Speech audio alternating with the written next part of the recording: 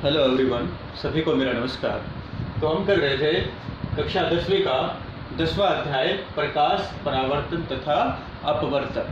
तो देखिए, इस चैप्टर के अंदर दो प्रमुख भाग है, प्रकाश का परावर्तन और प्रकाश का अपवर्तन। प्रकाश का जो परावर्तन वाला भाग है वो हमने पूरा कंप्लीट कर लिया था। उसके बाद आता है प्रकाश का अपवर्तन। तो हम शुरू करते हैं इसका दूसरा पार्ट, प्रकाश का अपवर्तन। देखिए, तो प्रकाश का अपवर्तन क्या होता है? जब प्रकाश किसी एक माध्यम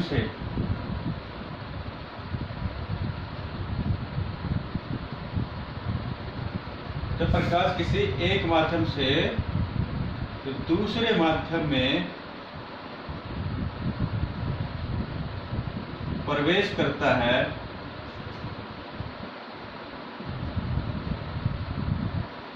तो वह अपने पथ से विचलित हो जाता है।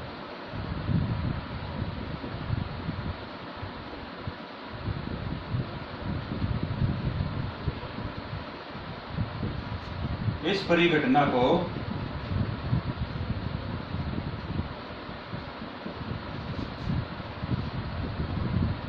प्रकाश का अपवर्तन कहते हैं।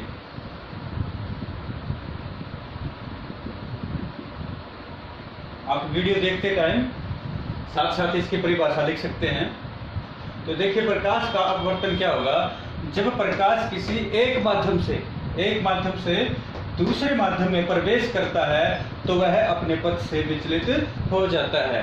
पथ से विचलित हो जाता है मतलब प्रकाश की किरण मुड़ कर जाता है किसी कोण के ऊपर। इस परिघटना को प्रकाश का अपवर्तन कहते हैं। तो प्रकाश किसी एक माध्यम से दूसरे माध्यम में जब प्रवेश करता है, माध्यम जैसे वायु से जल के अंदर प्रवेश कर रहा है, या जल से वायु के अंदर प्रवेश कर रहा है, कांच के अंदर प्रवेश कर रहा है, तो वायु माध्यम हो गया। इसी प्रकार से जल अलग माध्यम है। इसी प्रकार से कांच के अंदर से पारदर्शी कांच के अंदर से भी प्रकाश प्रवेश कर सकता है, तो वो भी क्या है, एक प्रकार का माध्यम है प्रकाश को के गमन करने के लिए। तो इस प्रकार से जब प्रकाश किसी एक माध्यम से दूसरे माध्यम में जाता है, गमन करता है, तो वह अपने पथ से विचलित हो जाता है, कुछ कोण के ऊपर मुड़ कर जाता है। इस परिघटना को प्रकाश का अपवर्तन कहते हैं। तो हम उदाहरण ले सकते हैं, जैसे पानी से भरी हुई बाल्टी है, उसके अंदर हम कोई सिक्का डाल देंगे, तो तब उसको जब देखेंगे हम, सिक्का डालने के बाद बाल्टी के अंदर जो पानी से भरी हुई है, तो अभी जो सिक्का है वह ऊपर उठा हुआ दिखाई देता है। तो जो बाल्टी की तली है, जो बाल्टी का तल है, वह ऊपर उठा हुआ में नजर आएगा। तो उसके अंदर जो सिक्का डला हुआ है वह काफी ऊपर उठा हुआ में नजर आता है। कौन सी परिघटना के कारण? प्रकाश के अपवर्तन के परिघटना के कारण। एक प्रकार का जो अन्य उदाहरण है, बिल्कुल साधारण है, आप अपने घर पर भी देख सकते हैं। इसी प्रकार से भरी बाल्टी पानी की और उसमें एक सिक्का डाल दिया, उसको देखने का प्रयत्न करता और देखते हुए उसको उठाने का प्रयत्न करना।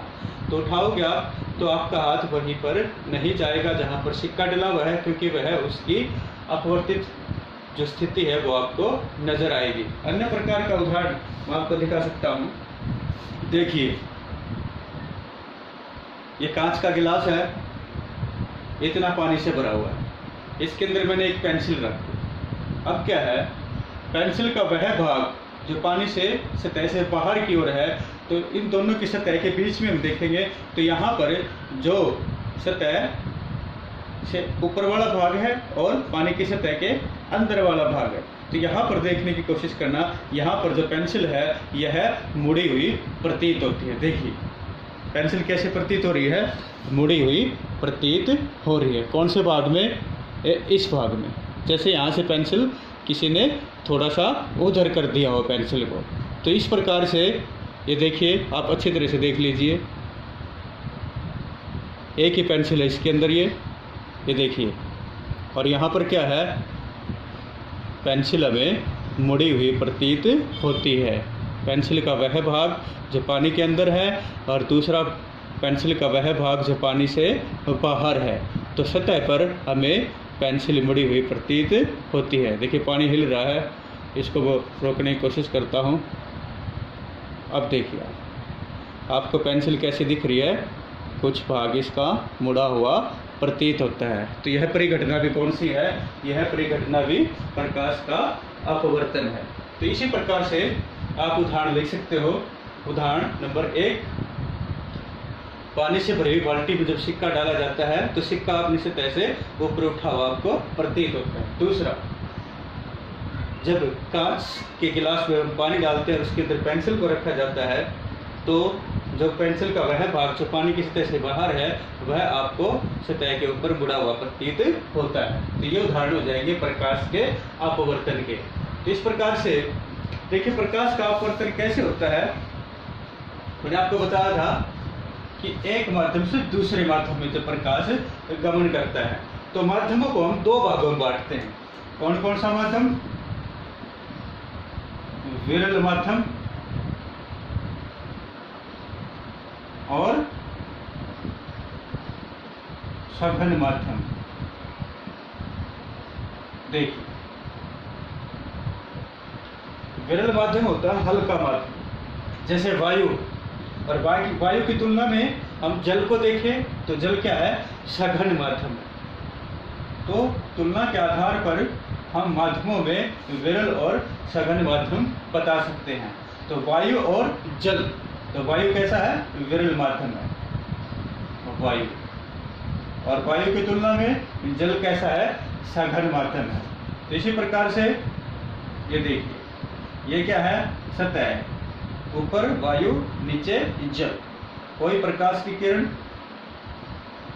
एक प्रकार आती है, ऊपर कौन सा माध्यम है, विरल माध्यम है, वायु का माध्यम है। और नीचे क्या है, नीचे जल है जो कैसा माध्यम है, सघन माध्यम। तो प्रकाश की किरण कौन से माध्यम से, विरल माध्यम से सघन माध्यम में प्रवेश कर रही है। तो हमेशा जहां पर भी माध्यम पर प्रकाश की किरण टकराएगी उसके ऊपर 90 डिग्री कोण के ऊपर हम एक डॉटेड लाइन खींचते हैं जिसे क्या कहते हैं, अभिलंब।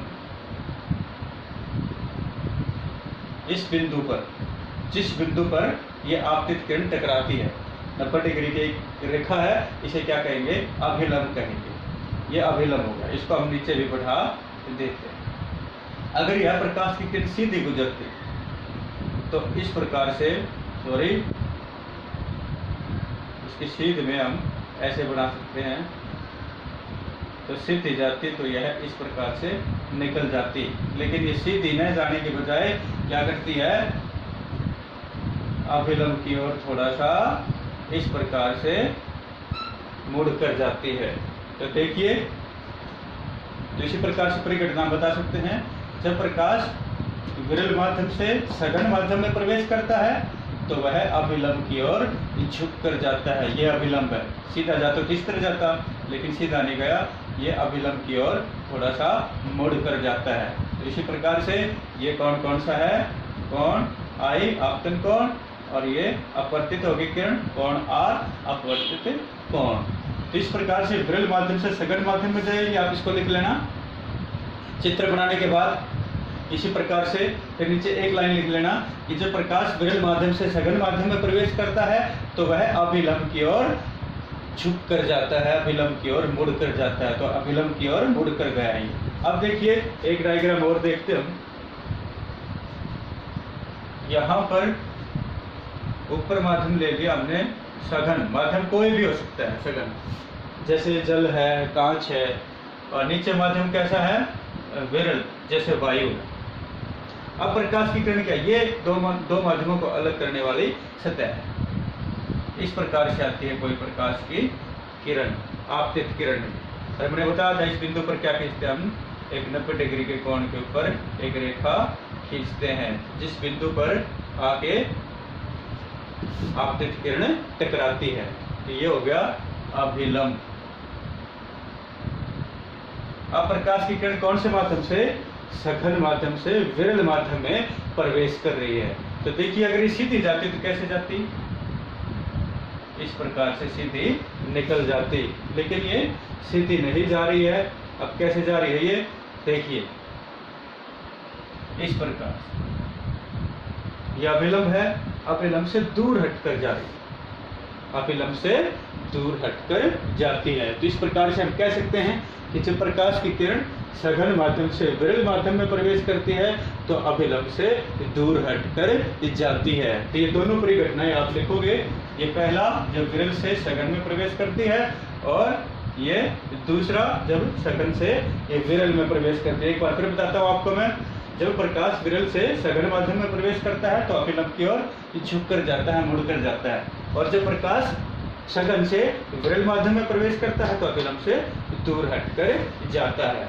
तो इस प्रकार से प्रकाश का अपवर्तन होता है। उसके बाद हमारा टॉपिक है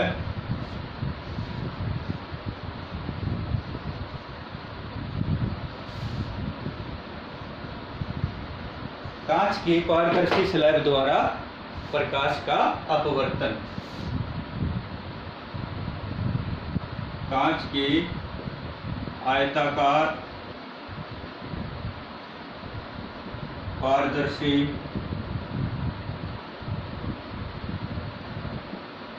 स्लैब द्वारा प्रकाश का अपवर्तन। यह भी इंपॉर्टेंट टॉपिक है, कई बार परीक्षा में पूछा जाता है। देखिए, तो कांच की आयताकार पारदर्शी स्लैब द्वारा प्रकाश का अपवर्तन। तो देखिए किस प्रकार से होता है। पहले हम एक आयताकार स्लैब बनाते हैं,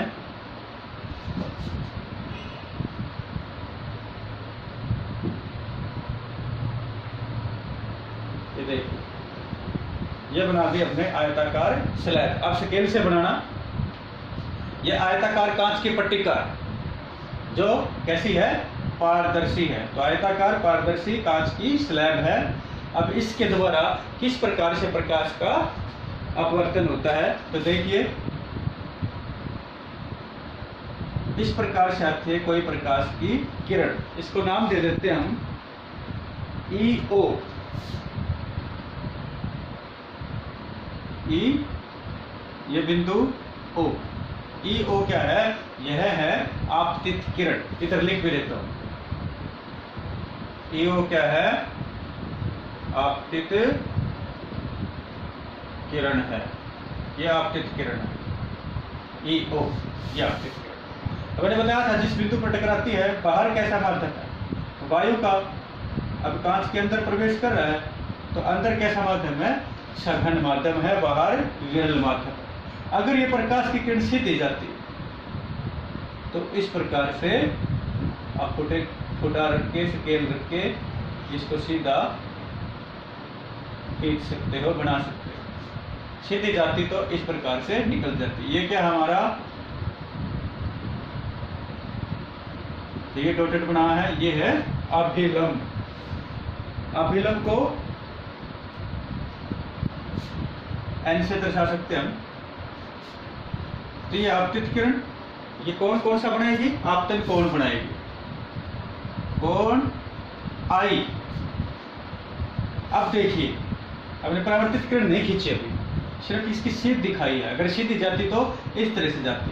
अब बाहर वायु का माध्यम है, विरल माध्यम है, अंदर सघन माध्यम है, कांच का माध्यम है। तो मैंने आपको बताया था जब प्रकाश की किरण विरल माध्यम से सघन माध्यम में प्रवेश करती है तो यह अभिलंब की ओर झुक कर जाती है, इस प्रकार से। तो कैसे गई है, अभिलंब की ओर झुक कर।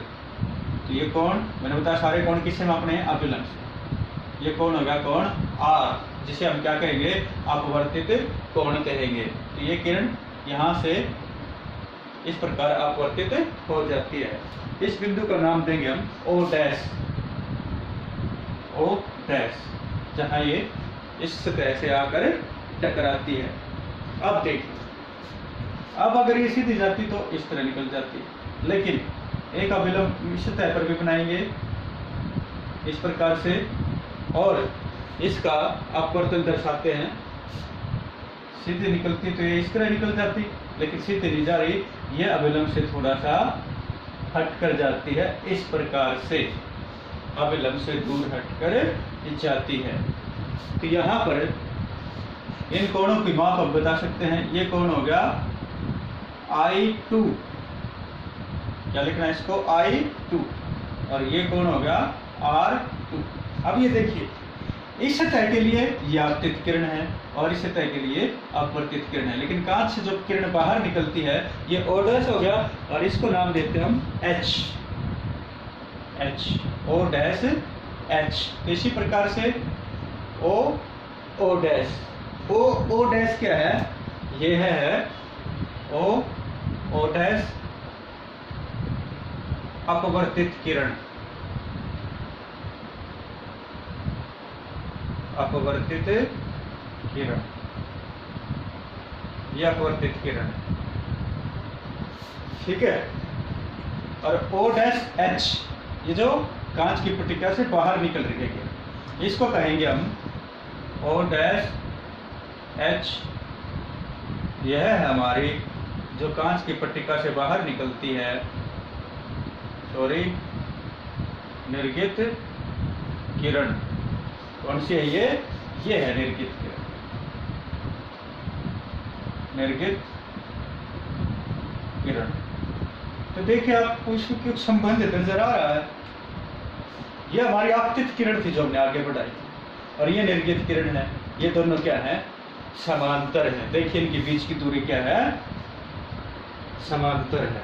तो निर्गित किरण इसके, निर्गित किरण है ये आपतित किरण के समांतर होकर जाती है। तो यह है, तो कांच के आयताकार पारदर्शी स्लैब के द्वारा जो प्रकाश का अपवर्तन है, ये सारी चीजें आप इसी तरह से दर्शाओगे, तो डायग्राम को भी इसी प्रकार से बनाओगे। आपको ना बनाना है तो आपको इसका फोटो खींच के मैं आपके पास भेज दूंगा, आप गलत मत करना। तो देखिए ये आपतित किरण, ये थी आपतित किरण की सीध, और ये निर्गित किरण O डैश H, ये दोनों क्या है, एक दूसरे के समांतर हैं। तो इसमें बाद में चित्र बनाने के बाद, ये चीजें लिखने के बाद एक लाइन और लिखनी है, निर्गित किरण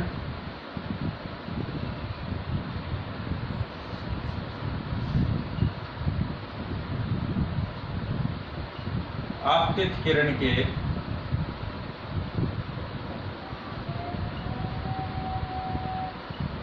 समांतर होकर जाती है। तो देखिए क्या लिखना है, निर्गित किरण आपतित किरण के समांतर होकर जाती है। तो निर्गित किरण कैसे जाएगी, आपतित किरण के समांतर होकर जाएगी। तो ये था कांच की आयताकार पारदर्शी स्लैब द्वारा प्रकाश का अपवर्तन। ये इसका निचोड़ है, आपको ये बात यही लिखना है कि परावर्तन, अपवर्तन के पश्चात जो प्रकाश की किरण बाहर निकलेगी उसको निर्गित किरण कहते हैं, और निर्गित किरण आपतित किरण के समांतर होकर जाती है। तो इसी प्रकार से ये अगला टॉपिक था हमारा, कांच की आयताकार पारदर्शी स्लैब द्वारा प्रकाश का अपवर्तन। उसके बाद अगला टॉपिक है अपवर्तन के नियम, प्रकाश के अपवर्तन के नियम।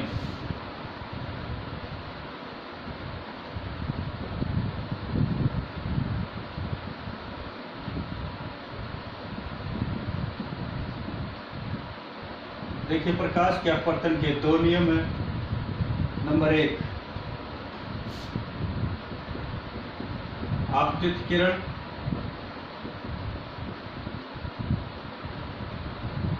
अपवर्तित किरण जिसका अपवर्तन हुआ है,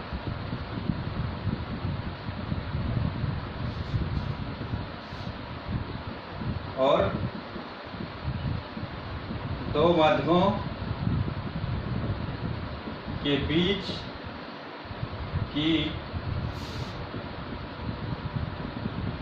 सतह पर अभिलंब सतह पर अभिलंब है। ये तीनों एक ही तल में होते हैं। देखिए पहला नियम लिख लीजिए आप। आपतित किरण, अपवर्तित किरण और दो माध्यमों के बीच की सतह पर अभिलंब, मतलब आपतित किरण, अपवर्तित किरण और अभिलंब, ये तीनों एक ही तल में होती है, एक ही तल के अंदर ये होते हैं। ये है प्रकाश के अपवर्तन का पहला नियम। और दूसरा नियम क्या है? आपतन कोण की ज्या और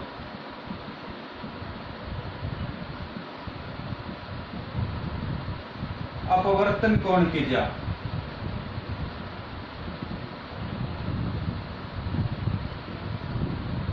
का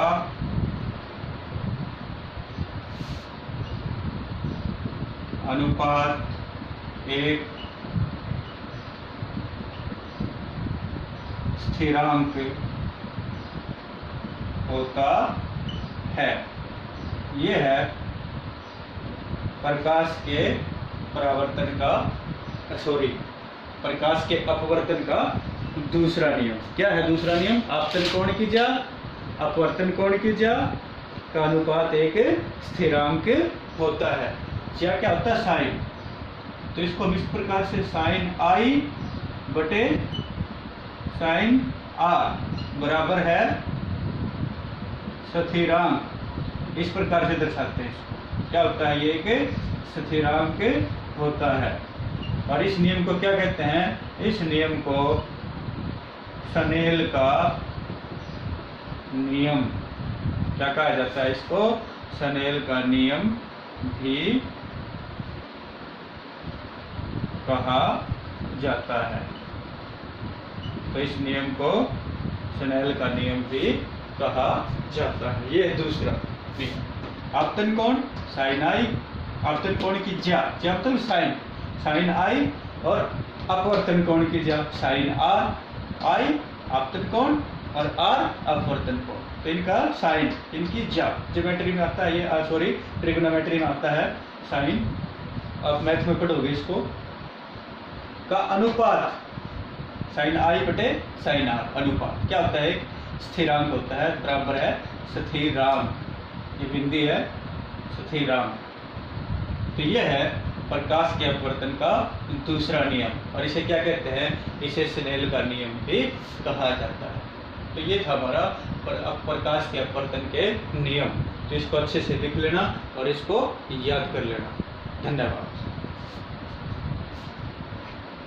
और हाँ, एक बात और, आप इस लिंक को जो आपके पास भेजा जाता है व्हाट्सएप के द्वारा, इसको हमेशा YouTube में ही ओपन करना। लिंक पे क्लिक करने के बाद ओपन विद YouTube करना। YouTube में खोलने के बाद जिसने भी चैनल को सब्सक्राइब नहीं किया है, प्लीज़ वो चैनल को सब्सक्राइब जरूर करें। धन्यवाद।